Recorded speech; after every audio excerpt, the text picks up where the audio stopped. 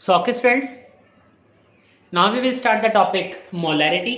Already एक video मैंने यहाँ पर बना दी है मोलैरिटी के लिए, जहाँ पर कुछ न्यूमेरिकल्स हैं, साथ ही साथ मोलैरिटी का कंप्लीट एक्सप्लेनेशन हमने किया, जहाँ मोलैरिटी की डेफिनेशन की हमने बात की है, कुछ न्यूमेरिकल्स की हमने बात की है, और वहाँ पर एक न्यूमेरिकल हमने जो यूज़ किया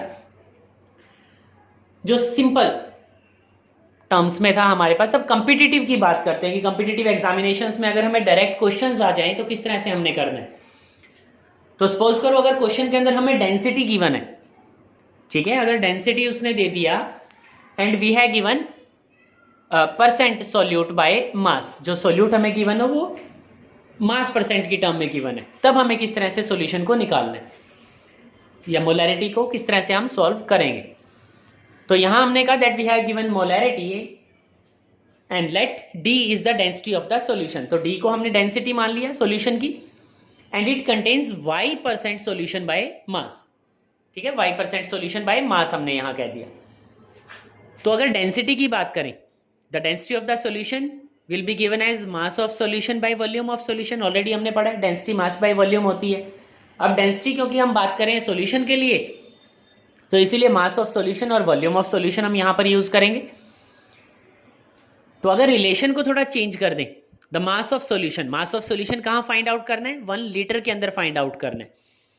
सो mass of solution will be equal to density of solution multiply by volume of solution. तो डेंसिटी को तो डी से हमने रिप्रेजेंट कर लिया, multiply by volume of solution. So mass of solution in 1 litre आएगा, डेंसिटी मल्टीप्लाई बाय 1000 ग्राम्स में होगा। अगर हम mass of solute find out करें, the mass of solute in 1 litre, तो ठीक है, मास ऑफ सोल्यूशन हमने फाइंड आउट कर ही लिया था। मास ऑफ सोल्यूट की अगर बात करें तो y% of solute is given, so y by 100 multiply by the mass of solution.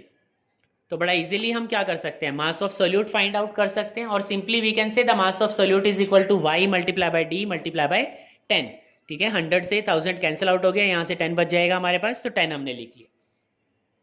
अगर बात करें number of moles of solute की इन 1 लीटर, तो नंबर ऑफ मोल्स कैसे फाइंड आउट करते हैं, mass of solute divide by molar mass. तो मास of solute अभी हमने फाइंड आउट किया 1 लीटर के अंदर, y into D multiply by 10, molar mass है, डिवाइड बाय एम बी। इसका मतलब मैं सोल्यूट को क्या कर रहा हूं, बी से रिप्रेजेंट कर रहा हूं। तो अगर मोलैरिटी की बात करें तो मोलैरिटी को हमने डिफाइन किया था as number of moles of solute in 1 litre of the solution. ठीक है, तो ऑलरेडी यहां पर number of moles of solute क्या है, 1 लीटर ऑफ सॉल्यूशन में, इसका मतलब हमने जो रिलेशन फाइंड आउट किया that is for the molarity. So molarity will be equal to y multiply by D multiply by 10 divide by M B. ठीक है, तो ये रिलेशन हमारे पास हो जाएगा, और इस रिलेशन का हम यहां पर यूज करेंगे for the different type of numericals.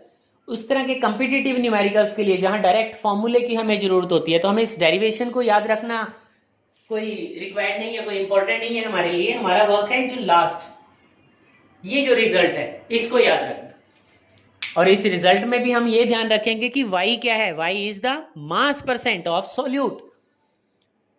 ठीक है, मान लो 10% दिया है सोल्यूट का, 20% दिया है, तो डायरेक्टली हम क्या करेंगे, 10 या 20 यहां मेंशन कर देंगे। डेंसिटी गिवन होगी d, डायरेक्टली हमने पुट कर दिया, मल्टीप्लाई बाय 10 रिलेशन से हमारे पास आया, and the molar mass of the solute.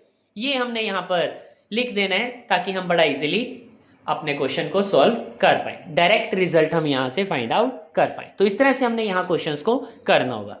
एक और कॉम्पिटिटिव क्वेश्चन की बात करेंगे, या एक और कॉम्पिटिटिव रिलेशंस की बात करते हैं जो काफी यूज किया जाता है मोलैरिटी के केसेस में। ठीक है, मोलैरिटी के केसेस में हमने एक और डायरेक्ट रिजल्ट, डायरेक्ट फॉर्मूले की बात करना है ताकि क्वेश्चंस को बड़ा इजीली हम फाइंड आउट कर पाए। तो हमने कहा कि मोलैरिटी इक्वेशन की हम बात करेंगे, और मोलैरिटी इक्वेशन हमारे पास है that is m1v1 equal to m2v2, जहां पर m1 and m2 these are the molarities and v1 v2 are the volumes. ठीक है, जब हम बात करेंगे सोल्यूट या फिर सॉल्वेंट को लेकर, तो कोई भी हो सकता है। इसको अगर मैं सोल्यूट के लिए मेंशन करूं तो ये सॉल्वेंट के लिए हो जाएगा, या ये सॉल्वेंट अगर मेंशन करूं m1v1 तो सोल्यूट हमारे लिए m2v2 हो जाएगा। तो m1v1 अगर मैं बात करूं तो ये है बिफोर डाइल्यूशन, कि डाइल्यूट कराने से पहले हमारे पास मोलैरिटी या वॉल्यूम क्या था, एंड आफ्टर डाइल्यूशन, ठीक है, डाइल्यूशन के बाद क्या होगा। तो मोलैरिटी इक्वेशन हमारे पास गिवन है। सेम अगर हमारे पास सॉल्यूशन के अंदर मोलैरिटीज जो है वो 3 टाइप से दे रखी है हमें, मान लो, तो मोलैरिटी ऑफ मिक्सिंग अगर हमें फाइंड आउट करना है,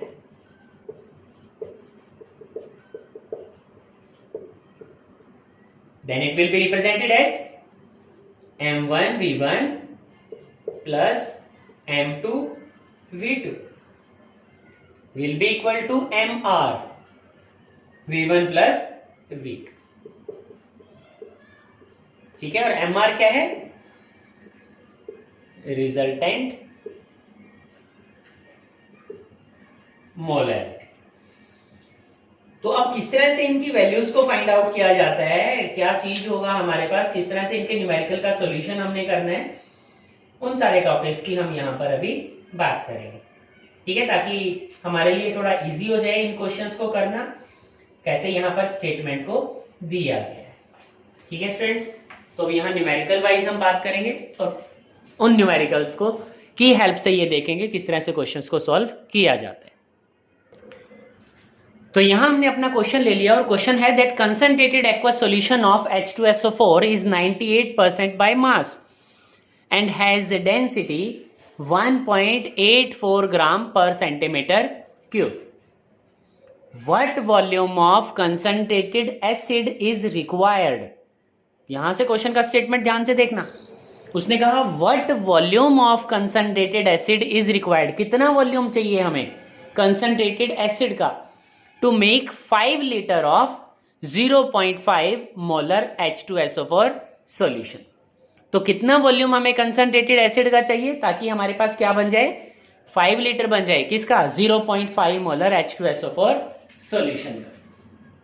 तो हमारा सबसे पहला काम यहां सॉल्यूशन करते टाइम होगा कि सबसे पहले तो हम जो गिवन कंडीशन है हमारे पास 98% बाय मास है एंड डेंसिटी 1.84 ग्राम पर सेंटीमीटर क्यूब है, उसकी हेल्प से हम ये फाइंड आउट करें what is the molarity of sulphuric acid. और मोलैरिटी फाइंड आउट करने का अभी हमने एक इजी सा मेथड किया, फॉर्मूले को हमने देखा और फॉर्मूला था y multiply by D multiply by 10 divide bye mb। y given है, हमने कहा था परसेंट बाय मास जो भी गिवन हो 98, डेंसिटी हमें गिवन है 1.84 multiply by 10 and molar mass of the sulphuric acid is 98। तो बड़ा सिंपल सा क्वेश्चन था, 98 से 98 कैंसिल आउट हो गया, हमारे पास क्या आता है 18.4 मोलरिटी। इसका मतलब जो सॉल्यूशन हमारे पास है उसका मोलरिटी कितना है 18.4 मोलर। और आगे क्वेश्चन कहता है व्हाट वॉल्यूम ऑफ, किसका, what volume of 18.4 molar concentrated acid is required to make 5 litre of 0.5 molar H2SO4 solution. इसका मतलब हम 18.4 मोलर सॉल्यूशन को कितना बनाना चाहते हैं 0.5 और कितना वॉल्यूम 5 लीटर। तो हमें कितना डाइल्यूट कराना पड़ेगा इसको, 18.4 मोलर कंसंट्रेटेड एसिड को कितना डाइल्यूट कराएं कि उसका मोलरिटी कितना रह जाए 0.5 मोलर रह जाए। तो अभी जो हमने मोलैरिटी इक्वेशन का यूज किया that M1V1 equal to M2V2, उसी की हम बात करेंगे। सो M1V1 हमने कहा बिफोर डाइल्यूशन था, M2V2 इज आफ्टर डाइल्यूशन। तो मोलैरिटी 18.4 है, वॉल्यूम फाइंड आउट करना है, मोलैरिटी 0.5 गिवन है and volume is given 5 litres. ठीक है, तो वॉल्यूम हमें 5 लीटर यहां मिल गया। अब जो क्वेश्चन है, क्वेश्चन का स्टेटमेंट हम सॉल्व करें तो मैंने क्या किया, वॉल्यूम जो हमारा 5 लीटर था इसको मैंने 5000 मिलीलीटर के अंदर कन्वर्ट करा लिया।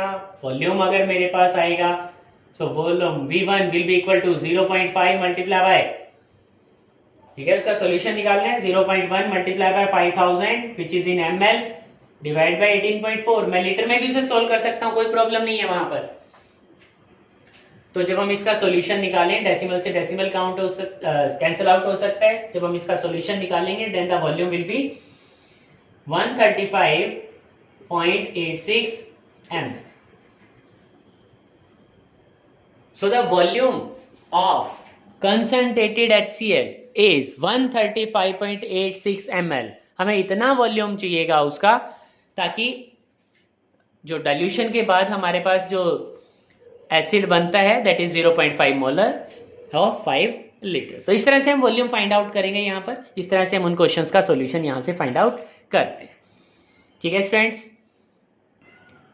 सो इस क्वेश्चन के बाद एक नेक्स्ट क्वेश्चन हम करते हैं ताकि हमारा सारी की सारी टाइप का एक एक न्यूमेरिकल कंप्लीट हो जाए। So next one is what is the molarity of resulting solution obtained by mixing 2.5 litre of 0.5 molar urea solution and 500 ml of 2 molar urea solution.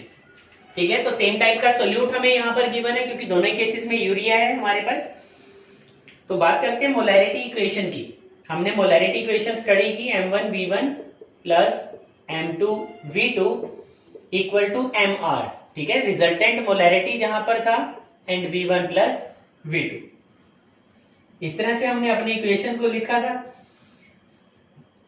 तो यहां से अगर हम बात करें M1 तो 0.5 multiply bye V1 2.5 is given plus M2